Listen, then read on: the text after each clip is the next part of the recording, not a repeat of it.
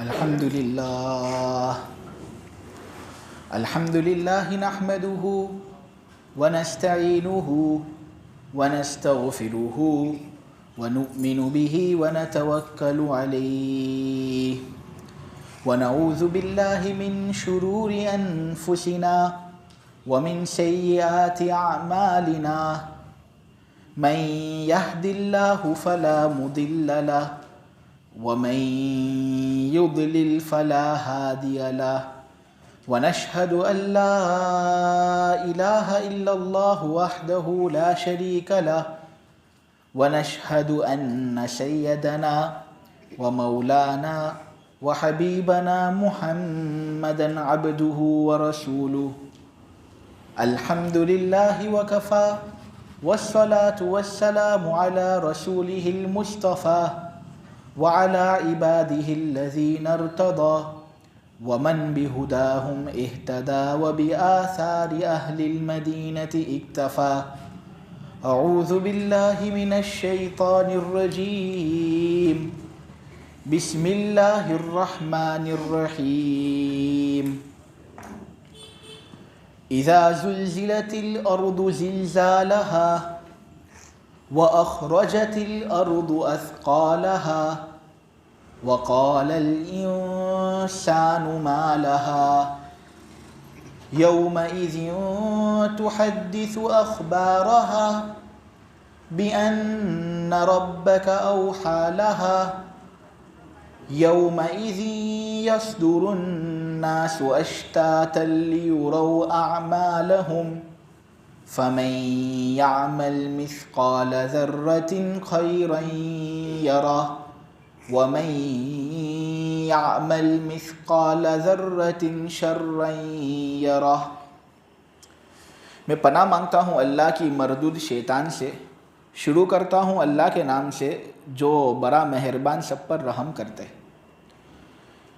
جب زمین اپنے بھونچال سے جھنجھوڑ دی جائے گی، زمین اپنے سارے بوجھ کو باہر نکال دے گی، انسان کہے گا کہ اسے کیا ہو گیا ہے؟ اس دن زمین اپنی ساری خبریں بتا دے گی، کیونکہ تیرے پالنہار نے اس کو اسی بات کا حکم دیا ہوگا۔ اس دن لوگ مختلف ٹولیوں کے اندر واپس آئیں گے، اسی لیے تاکہ ان کو ان کے نامہ اعمال دکھا دیے جائیں۔ جس شخص نے ایک ذرے کے برابر خیر کی ہوگی وہ اسے دیکھ لے گا، اور جس شخص نے ایک ذرے کے برابر شر کیا ہوگا وہ بھی اس کو دیکھ لے گا۔ سورۃ الزلزال کی تفسیر اب شروع ہو رہی ہے۔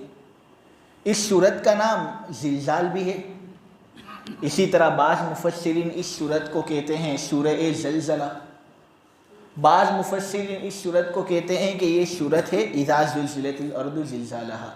الگ الگ نام اس سورت کے رکھے گئے ہیں۔ چونکہ اس سورت کے اندر زلزلے کا ذکر ہے، اس وجہ سے اس سورت کا یہ نام رکھا گیا سورہ زلزال۔ یہ سورت ہے ایسی کہ اس کے اندر 8 آیتیں ہیں۔ الفاظ اس سورت کے اندر ہے 53 اور حروف اس سورت کے اندر ہے 149۔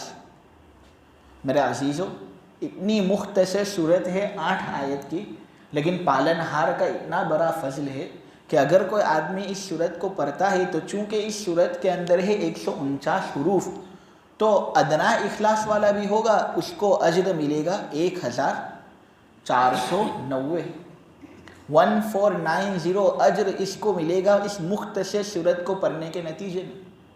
پھر جتنا زیادہ اخلاص ہوگا، جتنا زیادہ رب کا استحضار ہوگا، اس کا ثواب اللہ ہی زیادہ بہتر جانتے ہیں۔ یہ سورت مدنی ہے، یعنی یہ ہجرت کے بعد نازل ہوئی۔ 13 سال نبی پاک صلی اللہ علیہ وسلم نے مکے کے اندر گزارے، پھر حضور نے ہجرت کیا مدینے کی طرف، اس زمانے کی یہ سورت ہے۔ سورہ زلزال کی فضیلت بہت ہے، جیسے کہ در منصور کے ایک واقعے سے یہ بات معلوم چلتی ہے، اور یہ واقعہ جو میں بیان کرنے والا ہوں یہ ہے در منصور کے اندر موجود اور مستدرک حاکم کی روایت ہے یہ۔ ایک آدمی نبی پاک صلی اللہ علیہ وسلم کے پاس آتا ہے اور کہتا ہے کہ اے نبی، قرآن کی ایک سورت مجھے سکھا دیجیے۔ نبی پاک صلی اللہ علیہ وسلم نے اپنے صحابہ سے کہا کہ اس کو الف لام را والی جو صورتیں ہیں نا وہ سکھا دو۔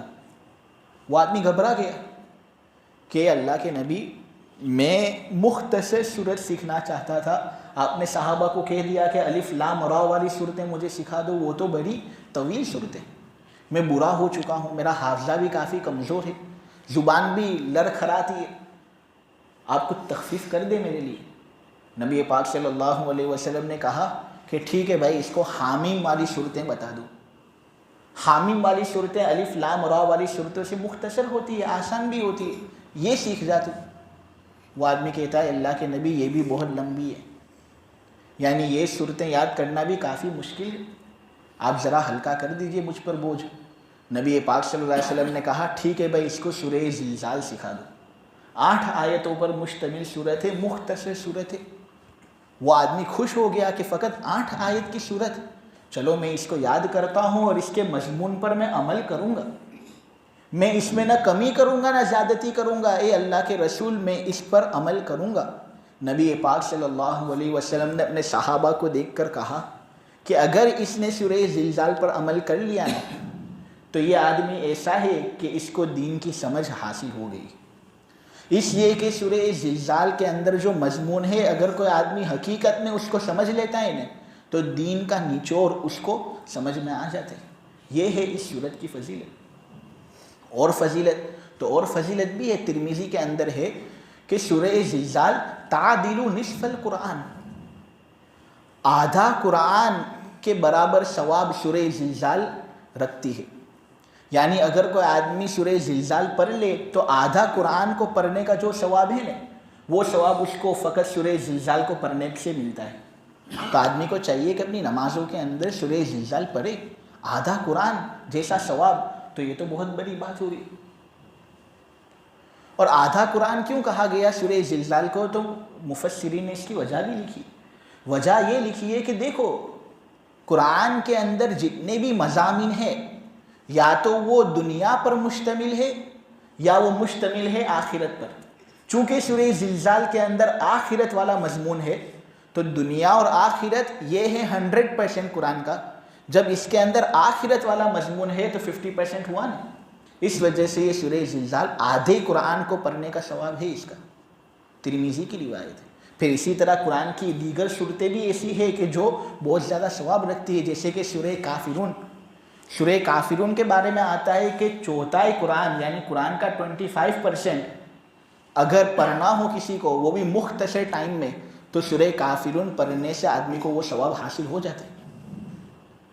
اسی طرح سورہ اخلاص، اس کی فضیلت تو مشہور ہے کہ تہائی قرآن کے بقدر ثواب سورہ اخلاص کے اندر ہے، لہٰذا اگر 33% قرآن کا پڑھنا ہو مختصر وقت میں تو آدمی پڑھ لے سورہ اخلاص۔ اور اگر مردوں کو ثواب بخشنا ہو اور وہ بھی جلدی میں ثواب بخشنا ہو تو آدمی سورہ اخلاص پڑھ لے، 3-4 مرتبہ پڑھ کر دم کر دے، تو انشاءاللہ کتنے سب قرآنوں کا ثواب آدمی کو مل سکتا ہے۔ ترمذی کی روایت کے اندر یہ مضمون تھا۔ اسی طرح ترمذی ہی کی روایت کے اندر ہے کہ ایک مرتبہ نبی پاک صلی اللہ علیہ وسلم نے اپنے صحابہ میں سے کسی سے کہا کہ بھائی تو نے شادی کی نہیں ہے، تیری عمر کافی ہو چکی ہے، تو شادی کیوں نہیں کرتا؟ اس آدمی نے کہا کہ میں شادی کہاں سے کروں گا اللہ کے رسول، میرے پاس پیسے نہیں ہیں، میں فقیر آدمی ہوں، جب میں فقر کے اندر مبتلا ہوں، میرے پاس وہ استطاعت نہیں شادی کرنے کی، تو میں شادی کس طرح کر سکتا ہوں؟ حضور نے کہا ارے بھائی سورہ اخلاص یاد ہے یا نہیں یاد؟ اس نے کہا جی یاد ہے۔ تو انہوں نے کہا نبی پاک صلی اللہ علیہ وسلم نے کہ سورہ اخلاص کو پڑھنا ثلث قرآن کو پڑھنے کی طرح ہے، تہائی قرآن کو پڑھنے کی طرح ہے۔ بھلا تو اپنے آپ کو فقیر کہتا ہے؟ جب تجھے سورہ اخلاص یاد ہے تو وہ آدمی جس کو سورہ اخلاص یاد ہو تو پھر اس کو تو تہائی قرآن یاد ہے، تو یہ آدمی فقیر کبھی ہو ہی نہیں سکتا، اس کی برکت سے اللہ اس کو مالدار کر دے گا۔ حضور یہ کہنا چاہ رہے تھے۔ کیا تجھے سورہ کافرون یاد نہیں؟ اس نے کہا جی یاد ہے۔ بھائی سورہ کافرون کو پڑھنا چوتھائے قرآن کو پڑھنے کی طرح ہے. اپنے آپ کو تو فقیر مت کے. کیا تجھے سورہ نصر یاد نہیں؟ اذا جاء نصر اللہ والفتح ورأیت الناس يدخلون فی دین اللہ افواجا. کیا تجھے یہ یاد نہیں؟ اس کو پڑھنا بھی چوتھائے قرآن کو پڑھنے کی طرح ہے. نمازوں کے اندر یہ صورتیں پڑھنی چاہیے. 25% قرآن تم نے پڑھ لیا، اتنا زیادہ ثواب اس کا ہے. حضور نے پھر کہا کہ کیا سورہ زلزال تجھے یاد نہیں؟ سورہ زلزال بھی چوتھائے قرآن کے بقدر ہے، لہٰذا اس کا ثواب بہت زیادہ ہے. تو خلاصہ یہ ہے کہ مجھے سورہ زلزال کی فضیلت تمہارے سامنے بیان کرنی تھی. ایک روایت کے مطابق آدھا قرآن پڑھنے کا ثواب سورہ زلزال کے اندر ہے، اور ایک دوسری روایت کے مطابق چوتھائے قرآن کو پڑھنے کا ثواب سورہ زلزال کے اندر ہے. تعارض ہو گیا نا. ایک حدیث سے تو یہ بات معلوم ہوتی ہے کہ آدھا قرآن پڑھنے کا ثواب سورہ زلزال کو پڑھنے میں ہے، اور ایک روایت سے یہ بات معلوم ہوتی ہے کہ 25% قرآن کو پڑھنے کا ثواب اس کے اندر ہے. تو بات کیا ہے؟ تو اس صورت میں الگ الگ پہلوؤں کو اگر دیکھیں گے تو اس طرح پھر دونوں میں تطبیق ہو جائے گی. کسی کے لیے آدھا قرآن، کسی کے لیے چوتھائی قرآن. کوئی آدمی ایسا ہو کہ بہت زبردست اخلاص ہو اس کا، تو اس کے لیے آدھی قرآن کو پڑھنے کی طرح ثواب. نہیں کوئی آدمی ایسا ہو کہ اس کا اخلاص بہت زیادہ اونچے درجے کا نہیں، تو پھر اس کے لیے جو ڈسکاؤنٹ ہے وہ بھی کم. اسی طرح جو جہتیں ہیں مضامین کی، ان کی طرف اگر مد نظر اپنے رکھے تو بھی تطبیق ہو جاتی ہے. اس طرح کے دنیا اور آخرت کو اگر فقط مد نظر رکھا جائے تو پھر سورہ زلزال کو پڑھنا آدھے قرآن کو پڑھنے کی طرح ہے، کیونکہ اس کے اندر فقط آخرت کا تذکرہ ہے. نے اگر شہادتین اس کے ساتھ ساتھ دنیا اور آخرت کو ملانا ہوا تو یہ 4 چیزیں ہوئی، یعنی اللہ کی گواہی، رسول کی گواہی، دنیا کے معاملے، آخرت کے معاملے. اس کے اندر چونکہ آخرت کا معاملہ بیان ہوا ہے تو یہ 4 میں سے ایک ہوا، تو چوتھائی اور 25% ہو گیا نا. تو تطبیق بہرحال ہو جاتی ہے. سورہ زلزال کو پڑھنا بہت زیادہ فضیلت کا کام ہے. اس سورت کی جو پہلی آیت ہے اس کا ترجمہ ہوتا ہے کہ جب زمین اپنے سخت بھونچال سے جھنجھوڑ دی جائے گی. اس میں زلزلے کے بارے میں بات چیت ہو رہی ہے کہ ایک دن ایسا آنے والا ہے کہ جس دن کے اندر ایک سخت زلزلہ یہ زمین دیکھے گی. اور یہ زلزلہ دنیا کے زلزلوں کی طرح نہیں ہوگا کہ فقط ایک شہر متاثر ہوا، 2 شہر متاثر ہوئے، پھر باقی دنیا کو تو پتہ بھی نہیں کہ یہاں پر زلزلہ آیا یا نہیں. یہ زلزلہ اتنا زبردست ہوگا کہ سورہ حج کی آیت نمبر 1 کے اندر ہے یہ، یا ایھا الناس اتقوا ربکم ان زلزلۃ الساعۃ شیء عظیم. قیامت کا جو زلزلہ ہے یہ بہت بڑی چیز ہے، اس سے غفلت آدمی کو برتنی نہیں چاہیے. کتنی بڑی چیز ہے؟ سورہ حج کی آیت نمبر 2 کے اندر ہے کہ وہ زلزلے والا دن ایسا دن ہوگا کہ دودھ پلانے والی عورت اپنے اس بچے کو بھول جائے گی اس زلزلے کی وجہ سے جس کو اس نے دودھ پلائے.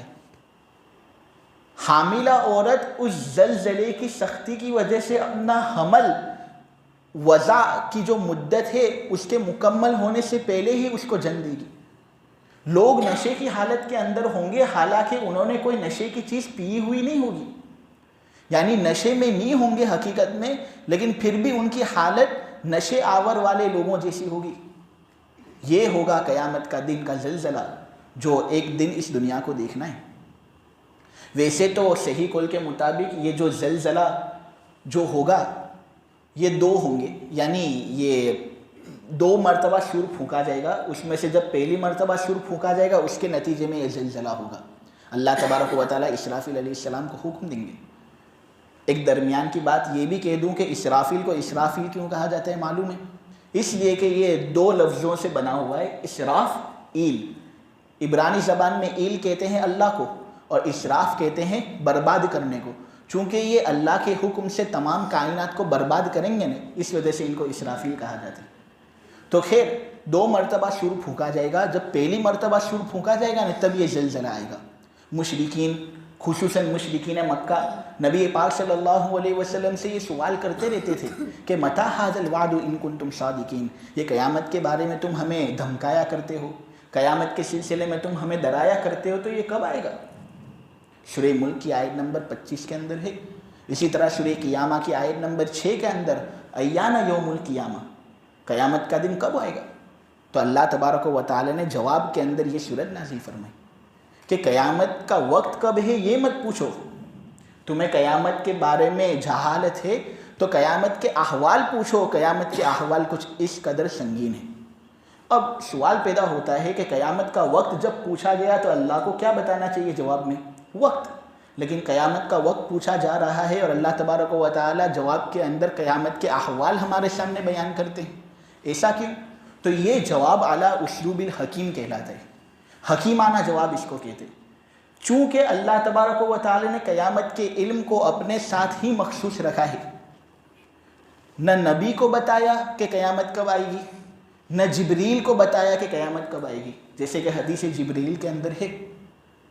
حضرت جبرائیل علیہ السلام ایک مرتبہ نبی پاک صلی اللہ علیہ وسلم کے پاس آئے تھے، انہوں نے ایک شکل اختیار کی تھی، انسانی شکل، لیکن وہ انسانی شکل ایسی تھی کہ کوئی اس انسان کو پہچانتا نہیں تھا کہ کون تھے وہ جو آئے تھے، فقط ایک انسان تھے خوبصورت شکل کے۔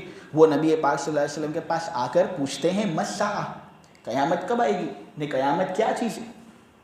تو نبی پاک صلی اللہ علیہ وسلم نے اس وقت حضرت جبرائیل کو یہ بات کہی تھی، مل مسئول عنہا بعالم من السائل، وہ جس کو قیامت کے بارے میں پوچھا جا رہا ہے وہ خود پوچھنے والے سے زیادہ نہیں جانتا۔ یعنی تم پوچھ رہے ہو قیامت کا وقت، اور پوچھ کیوں رہے ہو؟ کیونکہ تمہیں معلوم نہیں۔ وہ جس کو پوچھا جا رہا ہے قیامت کے بارے میں وہ پوچھنے والے سے زیادہ بہتر جانتا نہیں۔ سوال کرنے والے نے سوال کیا کہ حضور نے ڈائریکٹ یہ کیوں نہیں کہہ دیا کہ بھائی مجھے معلوم نہیں، لا ادری، یہ لمبا چوڑا جملہ کہنے کی کیا ضرورت ہے؟ تو دراصل عیسیٰ علیہ السلام جو ہے نا، انہوں نے حضرت جبرائیل سے یہ سیم سوال پوچھا تھا کہ جبرائیل قیامت کب آنے والی ہے؟ مساء۔ تو جبرائیل نے ان کو کہا تھا مل مسئول عنہا بعالم من السائل، یعنی وہ جس کو پوچھا جا رہا ہے وہ خود پوچھنے والے سے زیادہ جانتا نہیں۔ حضور حضرت جبرائیل کو متنبہ کرنا چاہ رہے ہیں کہ خود عیسیٰ علیہ السلام نے جب یہ سوال تم سے پوچھا تھا تب تم نے یہ جواب دیا تھا، اب یہ سوال تم خود مجھ سے پوچھ رہے ہو تو میں بھی تمہیں یہی بات کہتا ہوں۔ علامہ ابن حجر نے فتح الباری کے اندر یہ بات لکھی اور انہوں نے یہ بات نقل کی ہے نوادر الحمیدی سے۔ بعض لوگوں نے یہ بات بتائی ہے کہ یہ ایک اصولی جواب تھا، یعنی قیامت کے دن تک نبی پاک صلی اللہ علیہ وسلم ایک ضابطہ بیان کرنا چاہ رہے تھے کہ جو بھی اس معاملے میں پوچھنے والا ہوگا اور جو بھی اس سلسلے میں مسئول ہوگا اور وہ ہوگا جس کو پوچھا جا رہا ہے، وہ دونوں ایک طرح کے ہوں گے قیامت کے سلسلے میں۔ یہ ضابطہ بیان کرنا تھا، اس وجہ سے نبی پاک صلی اللہ علیہ وسلم نے اسی بات کہی۔ تو اللہ تبارک و تعالیٰ اسرافیل علیہ السلام کو حکم دیں گے کہ تم سور کے اندر پھونک مارو، ہمیں اس زمین کو ہلاک کرنا ہے۔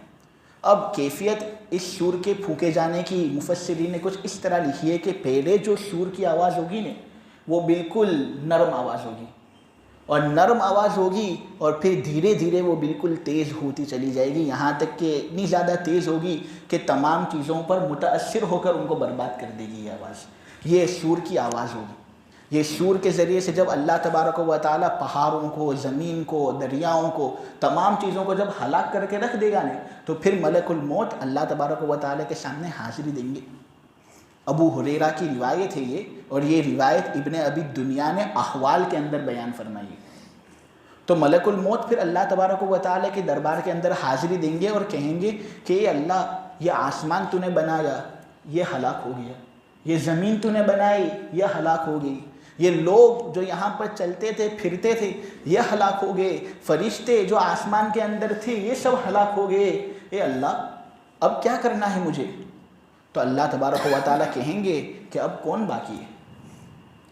میں نے ہلاک تو بہت سے لوگوں کو کیا ہے لیکن ابھی کون باقی ہے؟ ملک الموت کہے گا اے اللہ میں باقی ہوں، جبریل باقی ہے، اسرافیل باقی ہے، میکائیل باقی ہے، تیرے عرش کو اٹھانے والے جو فرشتے ہیں وہ باقی ہیں، اس کے علاوہ کوئی باقی نہیں۔ اللہ کہے گا موت ہو جبریل پر، موت ہو میکائیل پر، موت ہو اسرافیل پر، موت ہو ان تمام فرشتوں پر جو میرے عرش کو اٹھائے ہوئے۔ ملک الموت حکم کی تعمیل کرے گا کیونکہ اس وقت رب ذوالجلال کا غضب ہی کچھ ایسا ہوا۔ ملک الموت سوال کرے گا نہیں کہ اے اللہ جبریل تو تیرے خاص فرشتے، سپریم لیڈر فرشتوں کے جبریل علیہ السلام، ان پر بھی موت آنے والی ہے؟ جی فرشتوں پر بھی موت آنے والی ہے، موت سے کسی کو رستگاری نہیں، آج وہ تو کل ہماری باری۔ تو بات دراصل یہ ہے کہ پھر ملک الموت دبی آواز میں بالکل لرز کر کہے گا کہ اے اللہ میں نے موت سب کو دے دی، اب میں کیا کروں؟ تو پھر اللہ تبارک و تعالی نہایت غصے کے اندر کہیں گے اور کہیں گے اے ملک الموت کون باقی ہے؟ ملک الموت کہے گا میں باقی ہوں، آپ باقی۔ اللہ کہے گا اے ملک الموت ایک مقصد کے لیے میں نے تجھے پیدا کیا تھا، آج وہ مقصد تو پورا کر چکا، اس لیے تو خود اپنی جان لے لے۔ ملک الموت حکم کی تعمیل کرے گا، پھر اللہ تبارک و تعالی تمام آسمان کو، تمام زمین کو اپنے ہاتھ کے اندر لے گا۔ وہ ہاتھ کیسا اللہ ہی زیادہ بہتر جانتے ہیں۔ پھر اللہ تبارک و تعالی کہے گا لمن الملک اليوم، آج کس کے لیے بادشاہت ہے، آج کس کے لیے حکومت ہے؟ کہاں گئے ظلم کرنے والے، کہاں گئے غداری کرنے والے، کہاں گئے اکڑ کر چلنے والے؟ آج تو فقط میری سلطنت ہے۔ پھر اللہ تبارک و تعالی خود جواب دیں گے للہ الواحد القہار، تمام تر بادشاہت فقط اللہ کے لیے جو خوب غلبے والا ہے۔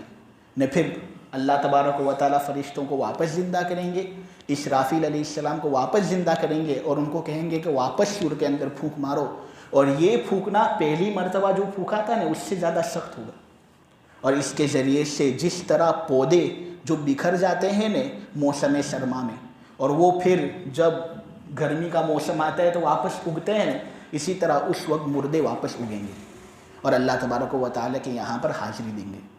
وَأَخْرَجَتِ الْأَرْضُ أَثْقَالَهَا، زمین اپنے تمام تر بوجھ کو باہر نکالے گی۔ بوجھ سے یہاں پر کیا مراد؟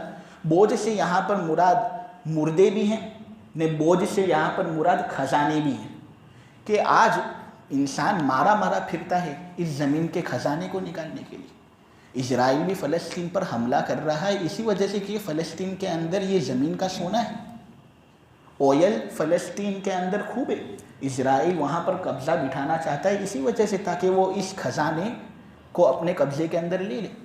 تو کل قیامت کے دن معاملہ ایسا ہوگا کہ زمین اپنے تمام خزانوں کو باہر نکال دے گی، اویل بھی باہر آ جائے گا، سونا بھی باہر آ جائے گا، چاندی بھی باہر آ جائے گی، لیکن وہ منظر ہی اتنا خطرناک ہوگا کہ کوئی اس کی طرف توجہ ہی نہیں کرے گا۔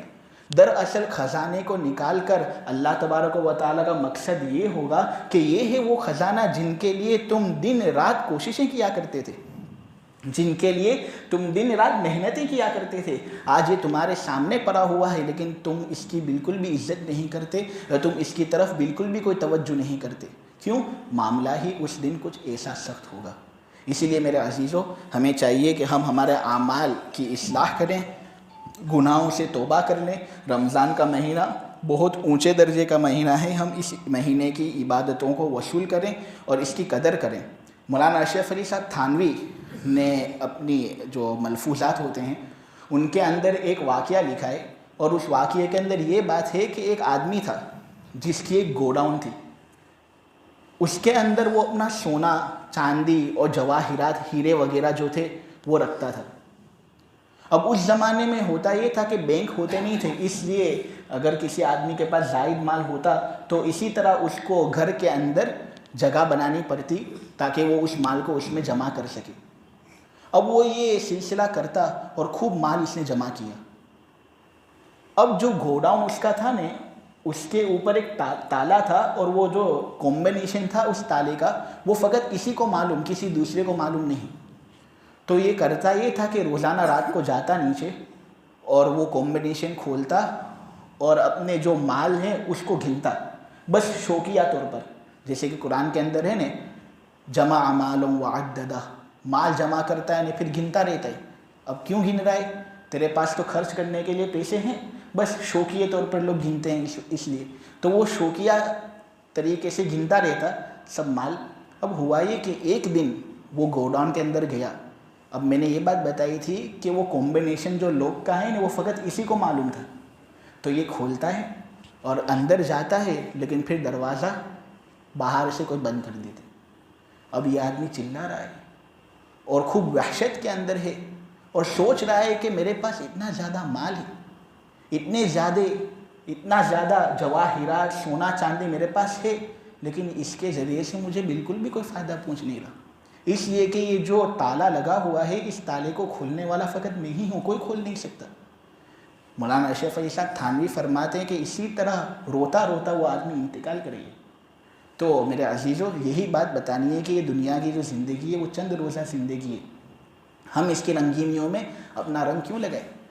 یہ بہت دلکش دنیا ہے، یہ چاہتی ہے کہ ہم اس کی طرف متوجہ ہوں، لیکن جو عقل مند ہوتا ہے وہ اس سے بھاگتا ہے، اور جتنا آدمی دنیا سے بھاگے گا دنیا اتنی زیادہ اس کی قدموں کے اندر آئے گی۔ اللہ تبارک و تعالیٰ کہنے سننے سے زیادہ عمل کی توفیق عطا فرمائے۔ والد صاحب آج بھی وینٹیلیٹر پر ہیں، تمام حضرات سے دعاؤں کی گزارش۔ سبحانک اللہم و بحمدک و تبارک اسمک و تعالی جدک و لا الہ غیرک، یا ربی صلی وسلم دائما ابدا علی حبیبک خیر الخلق کلہم۔ اے اللہ ہمارے گناہوں کو معاف فرما، مولا ہماری خطاؤں سے درگزر فرما، بڑے گنہگار ہیں، خطاوار ہیں، ریاہ کار ہیں، مولا کریم تفسیر کرنا بھی نہیں آتا، اے اللہ اس ٹوٹی پھوٹی تفسیر کو قبول فرما۔ بہت بے ادبیاں ہوتی ہے بولنے میں، اے اللہ عمل نہ کرنے میں، اے اللہ ہماری ان کوتاہیوں کو معاف فرما دے۔ مولا کریم سننے والے شوق سے سنتے ہیں، مولا کریم 2 پارے تراویح کے بعد سننا کوئی آسان کام نہیں ہوتا، لیکن تو مولا کریم جس پر فضل کرتا ہے اے اللہ وہ آدمی ہدایت پاتا ہے۔ مولا کریم ویسے تو کوئی بھی عمل تیرے فضل کے بغیر ہو نہیں سکتا، یہ تیرا ہی لاکھ لاکھ احسان ہے ہم پر، ہم تیرا شکریہ ادا کرتے ہیں کہ تو نے اس بابرکت سلسلے میں ہمیں لگا رکھا۔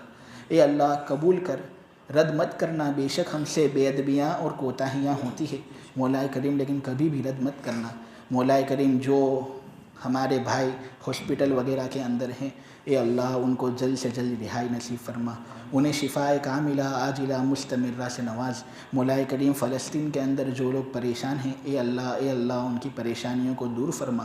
ایصال ثواب کے طور پر مولا کریم ہم ہماری عبادتوں کو ان تک پہنچاتے ہیں، اے اللہ ہماری عبادتوں کو ان کے لیے آنکھوں کی ٹھنڈک کا سامان بنا۔ اے اللہ جتنی بھی عبادتیں ہم سے ہوتی ہیں اے اللہ ان کو قبول فرما، مزید عبادتیں کو کرنے کی توفیق عطا فرما، ہمارے گناہوں کو معاف فرما، اور اے اللہ ہم سے راضی ہو جا۔ وآخر دعوانا ان الحمد للہ رب العالمین۔